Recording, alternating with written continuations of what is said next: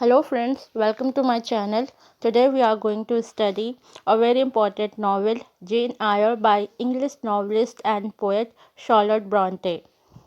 Charlotte Bronte was an English novelist and poet, and she was the eldest sister of Emily, Anne and Branwell Bronte.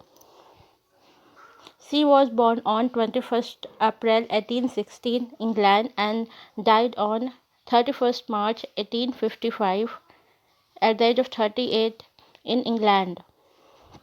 She is best known for her novel Jane Eyre, which was first published under the pseudonym Career Bale.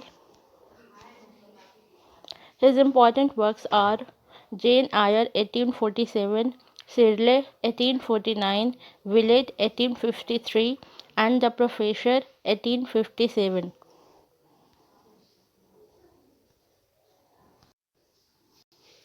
Jane Eyre, originally published as Jane Eyre, an autobiography, is a novel by the English writer Charlotte Bronte. It was published under her pen name Career Bell on 19 October 1847. Jane Eyre 1847 is the story of an independent young governess who overcomes hardships while remaining true to her principles. It blended moral realism with Gothic elements.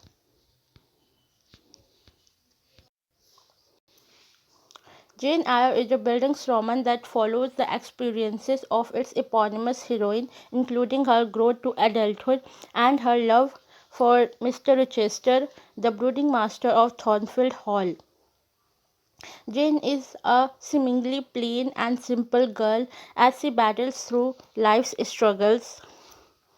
Jane has many obstacles in her life: her cruel and abusive Aunt Reed, the grim conditions at Lowood School, her love for Rochester, and Rochester's marriage to Bertha. Jane Eyre, along with Jane Austen's Pride and Prejudice, is one of the most famous romance novels. The full title of this novel is Jane Eyre, an autobiography. It was written in 1847 and the point of view is first person. Jane recounts her story 10 years after its ending. Jane Eyre is an orphan girl living with her aunt Mrs. Reed at Gateshead Hall. Mrs. Reed and her children treat Jane cruelly and look down on her as a dependent. Punishing her for a fight with her cousin that she didn't start, Mrs. Reed locks her in a red room where Jane's uncle, Mrs. Reed, had died years before. His ghostly presence terrifies Jane. Soon after, Mrs. Reed sends Jane to the Lowood Institution, a charity school run by the hypocritical Mr. Brocklehurst. Lowood has terrible conditions and a harsh work ethic. Though the compassionate supervisor, Maria Temple, intervenes sometimes to give the girls a break. At Lowood, Jane makes friends with another student, Helen Burns, who helps Jane learn to endure personal injustice and believe in a benevolent God. Helen, however, is sick with consumption and dies.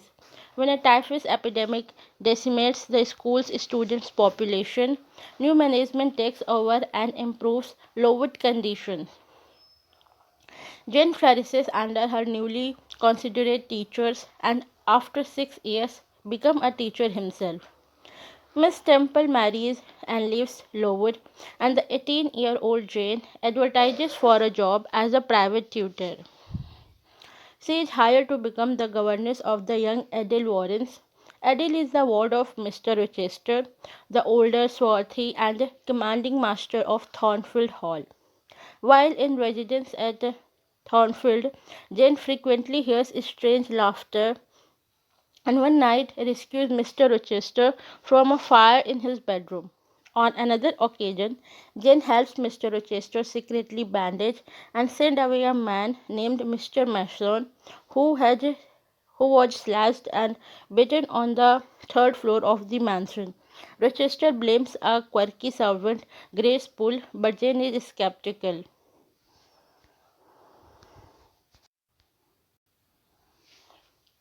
Mr. Rochester brings a party of English aristocrats to Thornfield, including the beautiful but calculating Blanche Ingram. She aims to marry him, but Mr. Rochester turns Blanche away as he is increasingly drawn to the plain but clever and direct Jane. Mr. Rochester soon asks Jane to marry him. Jane, who has gradually fallen in love with Rochester, accepts. Rochester hastily prepares the wedding, but during the small ceremony, a London lawyer intervenes and declares that Mr. Rochester already has a wife, Bertha Mason, from the West Indies. Her brother, Mr. Mason, appears to confirm this. Mr. Rochester reluctantly admits to it and takes everyone to the third floor, where Bertha is revealed as a raving lunatic looked after by Grace Poole. Rochester was tricked into the marriage and he appeals to Jane to come away with him anyway. But Jane refuses to be his mistress. After a dream that wants her to flee temptation, Jane sneaks away from Thornfield at dawn. Penniless in a region of England she does not know, Jane experiences 3 bitter days of begging, sleeping outside, and nearly starving. Eventually, she comes upon and is taken in at Moor House, the home of Mary Diana and St. John Rivers, a stern local clergyman. St. John gives Jane a position of teaching in a rural school. Jane discovers that an uncle she has never met has died and left her £20,000. That uncle turns out to be related to the Rivers siblings, so Jane suddenly has cousins. In her joy at finding family, she divides her fortune equally between them. St. John has plans to go to India as a missionary and he proposes marriage to Jane so she will accompany and work for him. Jane feels familial affection but no love for St. John.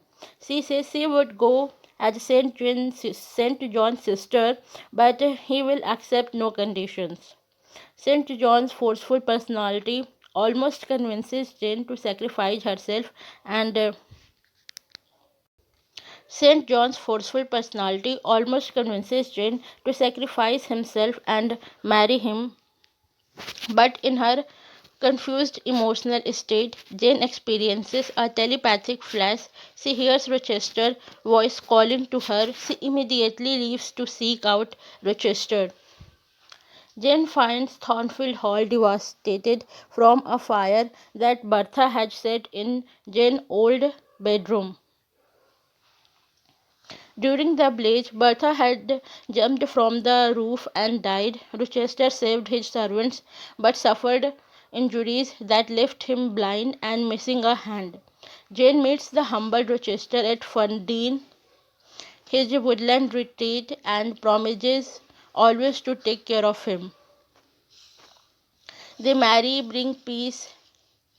Bring back Adele from boarding school and have a son. Rochester eventually regains sight in one eye.